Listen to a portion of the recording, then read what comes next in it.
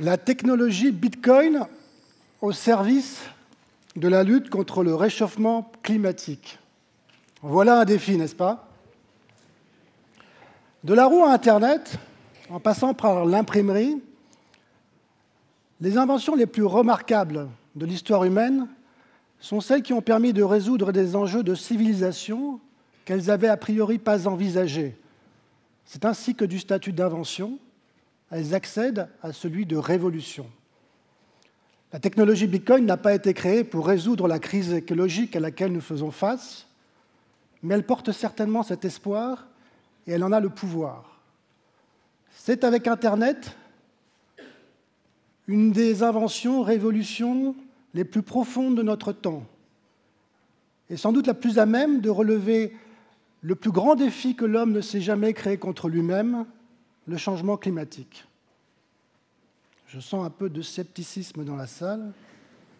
Vous vous dites, foutaise, de ce que j'en sais, le Bitcoin est plutôt un truc très énergivore, une pseudo-monnaie qui ne sert à rien et qui ne repose sur rien. Alors commençons, si vous le voulez, par désamorcer, lever ce malentendu en décortiquant le mot « Bitcoin ». Bit d'un côté, coin de l'autre, qui signifie, comme vous le savez, en anglais, pièce de monnaie, et par commencer à se poser à la fois une question très simple mais complexe. Qu'est-ce que la monnaie? La monnaie, c'est, comme vous le savez, d'abord une valeur d'échange qui vous permet d'acheter ou de vendre un bien sans passer par la case du troc. Mais c'est plus que cela. C'est un instrument dans lequel vous avez confiance parce qu'il repose sur des institutions dans lesquelles vous avez confiance. Et c'est grâce à cette confiance que vous lui accordez que la monnaie peut structurer tous nos échanges et une grande partie des relations humaines. C'est la colonne vertébrale de notre économie. Et à ce titre, au-delà de sa valeur d'échange, la monnaie a une valeur institutionnelle, puisque sous une forme ou sous une autre, elle dépasse les frontières et traverse le temps. Qu'est-ce que le bit maintenant? Contraction en anglais de unité d'information binaire, dont la valeur est soit 0, soit 1. C'est à partir de ces deux chiffres, ces deux bits, que l'on encode les valeurs logiques de toutes les applications numériques qui gèrent le monde et notre quotidien. Le bit est le plus petit dénominateur commun du monde digital. C'est en quelque sorte sa particule élémentaire, son centime. Il n'y a aucune différence fondamentale entre un paiement par carte bleue, le programme de gestion d'une centrale nucléaire ou la musique que vous écoutez sur votre portable. Le bit est partout. C'est la colonne vertébrale du monde digital et de l'économie numérique. Vous avez appris à lui faire confiance comme la monnaie. Comme la monnaie, vous ne pouvez sans doute plus vous en passer, et il a donc acquis une valeur institutionnelle. Comme la monnaie, sous une forme, sous une autre, il peut dépasser les frontières géographiques et physiques et traverser le temps. Vous comprenez maintenant l'intérêt qu'il y avait de réunir la monnaie et le bit sous une même technologie. Le Bitcoin, c'est la première forme de crypto-monnaie, et ça ne repose pas sur rien. C'est de l'argent liquide sur Internet dont la valeur institutionnelle repose sur l'émergence de la civilisation digitale. Ce n'est pas rien. Derrière le Bitcoin et les crypto-monnaies, il y a la technologie qu'on appelle la blockchain. C'est cette technologie qui va nous permettre de relever le défi climatique.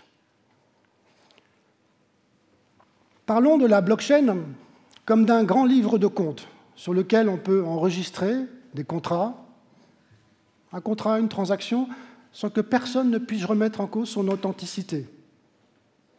Ce livre de comptes est de fait le meilleur coffre-fort que l'on ait jamais fabriqué à ce jour dans l'histoire humaine. Inaltérable, infalsifiable, inviolable. Son contenu, on le réplique, on le noue comme le maillon d'une chaîne sur un grand nombre de serveurs informatiques de façon à ce que chacun puisse le vérifier sans jamais pouvoir s'approprier ce qui ne lui appartient pas. La clé de son fonctionnement, c'est le maintien d'un consensus par lequel tous ceux qui, d'un bout à l'autre de la chaîne, ont un intérêt dans le coffre, ont également intérêt à ce qu'il ne soit jamais violé. C'est donc un système de confiance à part entière. Fort de cette confiance, la blockchain, cette technologie blockchain, peut revendiquer une valeur institutionnelle et donc se substituer à la défaillance ou à l'absence d'institutions.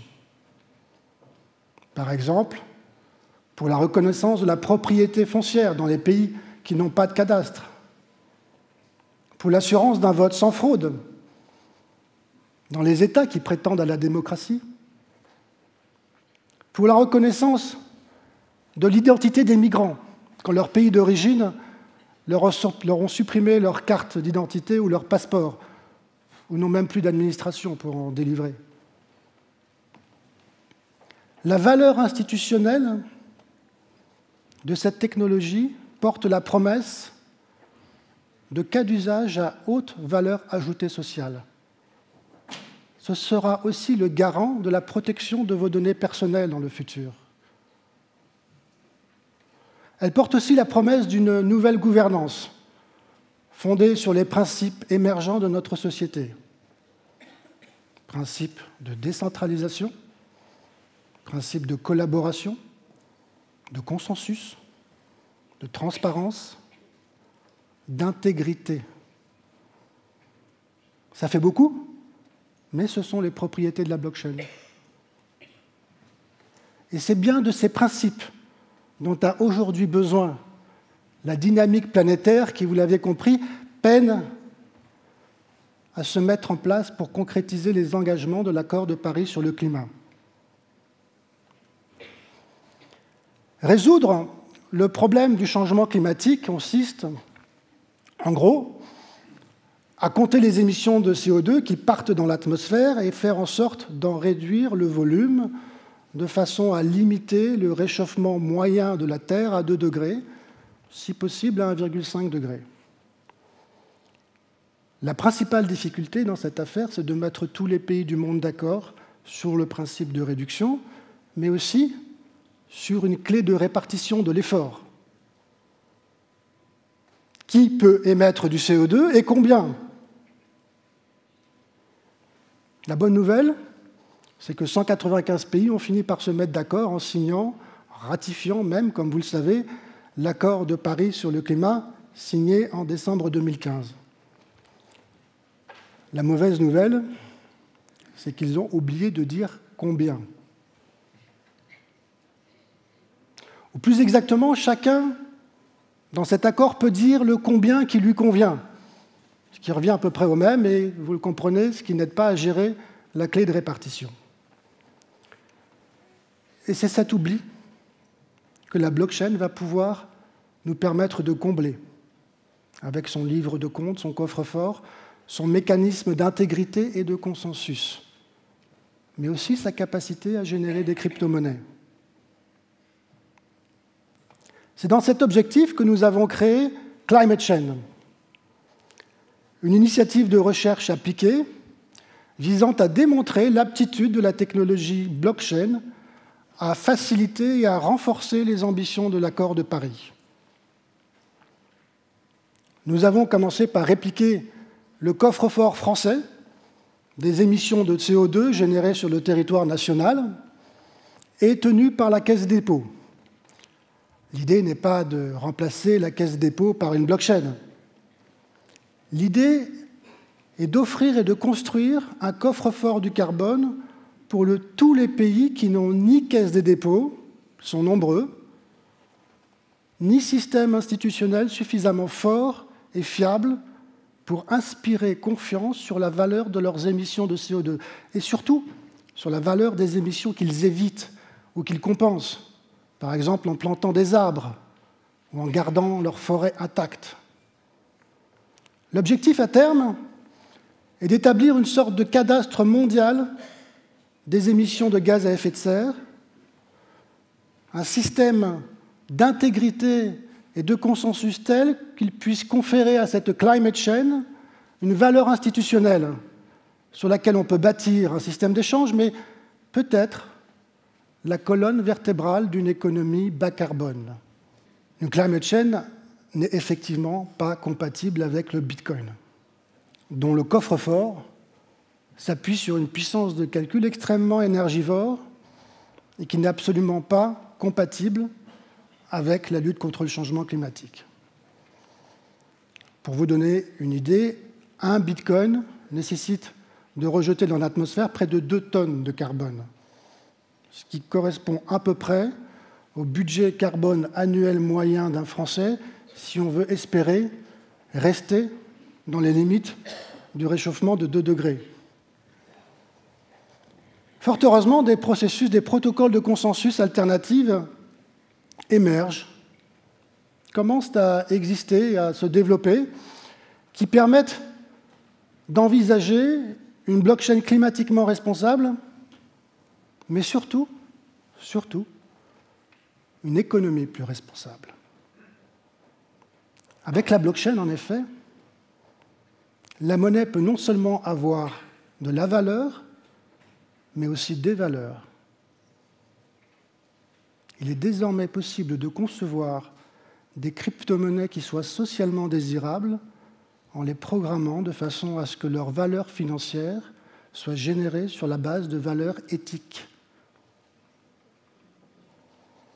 Une crypto-monnaie liée à la climate chain permet de monétiser des émissions de CO2 et de faire en sorte que ceux qui polluent puissent en acheter à ceux qui sont vertueux. C'est le principe des crédits carbone, mais on peut aller plus loin.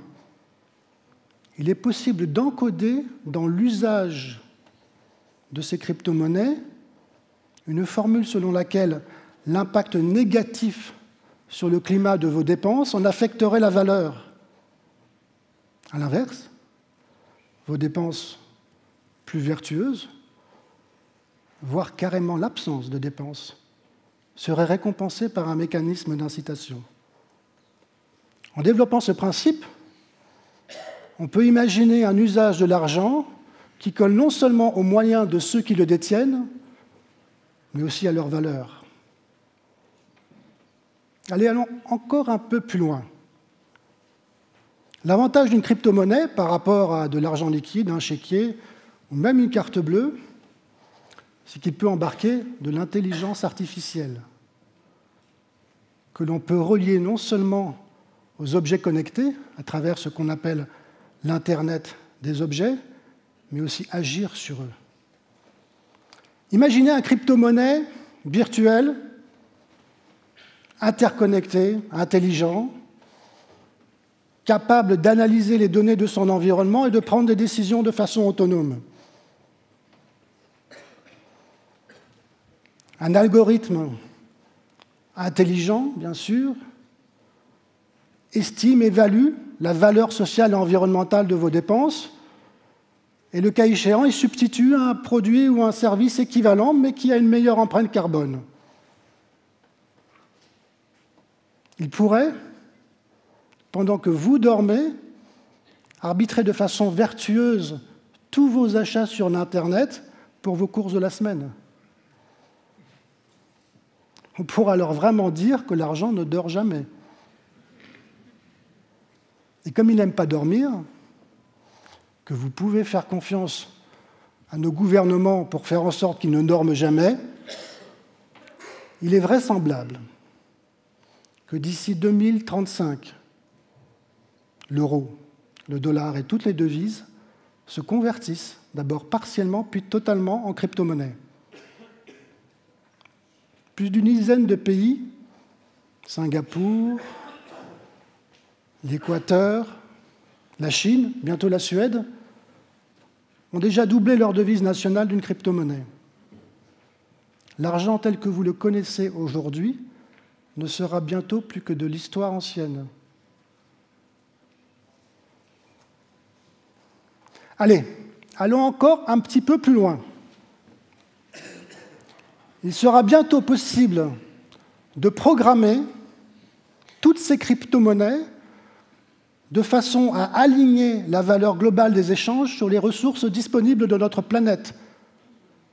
Un peu comme l'heure de tous les appareils électroniques est alignée sur les horloges atomiques. On pourra faire en sorte que les transactions économiques globales ne dépassent jamais la capacité de la Terre à en fournir la matière première. Car c'est une des tragédies de notre société. Nous consommons chaque année près de 2 fois la capacité de la Terre à fournir les ressources dont nous avons besoin. L'étalon monétaire ne sera plus l'or, comme avant la fin des accords de Bretton Woods, mais le climat, la biodiversité, la qualité de l'air et tout ce qu'on appelle les fonctions essentielles de nos écosystèmes. Dans un tel système, le sort du capital financier sera lié au capital naturel. Il y sera même arrimé. On pourra alors vraiment parler de sagesse monétaire.